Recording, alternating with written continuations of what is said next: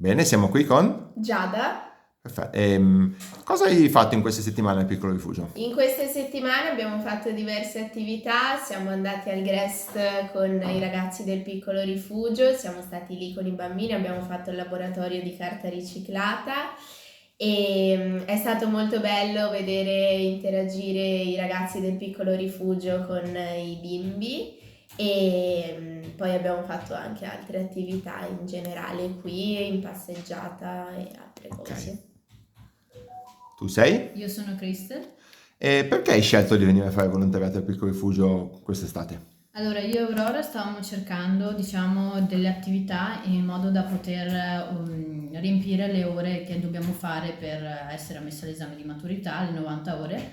E tra tutte le varie attività cercavamo qualcosa che avesse anche un significato e che non dovesse soltanto riempire questi crediti. E abbiamo trovato questa opportunità di volontariato che ci è sembrata, diciamo, un'esperienza che non riempisse soltanto questi crediti, ma riempisse anche noi e ci desse qualcosa in più a livello personale. Benissimo. Esatto. Tu sei? Io sono Aurora E di tutte le persone che hai conosciuto al Piccolo Rifugio, chi è che ti ha colpito di più?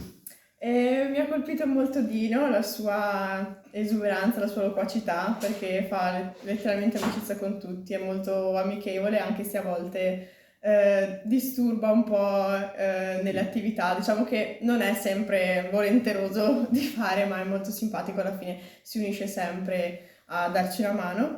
E in generale con lui, ma anche con tutti i ragazzi del Piccolo Rifugio, ci piace andare a far passeggiate, come diceva appunto prima Giada, e vederli anche interagire con l'ambiente circostante e banalmente anche con le altre persone che ci sono fuori nella comunità, insomma.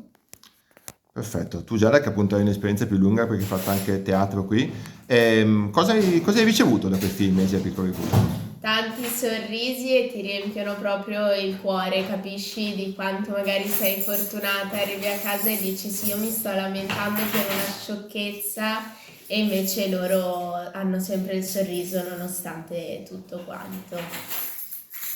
Crystal, se uno ti chiedesse come dire perché glielo consigli, perché può valere la pena per un ragazzo di quarta superiore, terza superiore di venire a fare qui le 90 ore anziché altrove?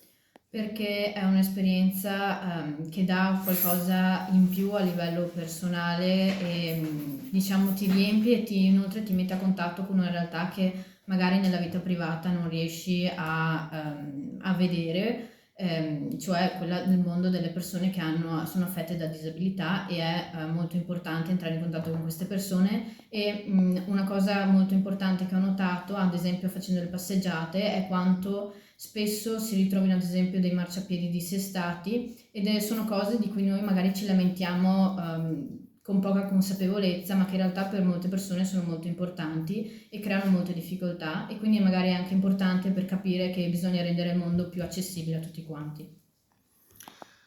Infine a te, cosa hai scoperto sulla disabilità venendo qui, o cosa hai imparato, o magari cosa hai trovato conferma che sapevi già? Beh, mi sono resa conto che, come già pensavo, ma qui mi ha dato conferma che ci sono molti tipi di disabilità, ognuno al proprio grado, diciamo, ma soprattutto nonostante questo hanno comunque quella voglia di scoprire cose nuove, di essere felici, appunto, hanno sempre il sorriso in volto e te lo trasmettono.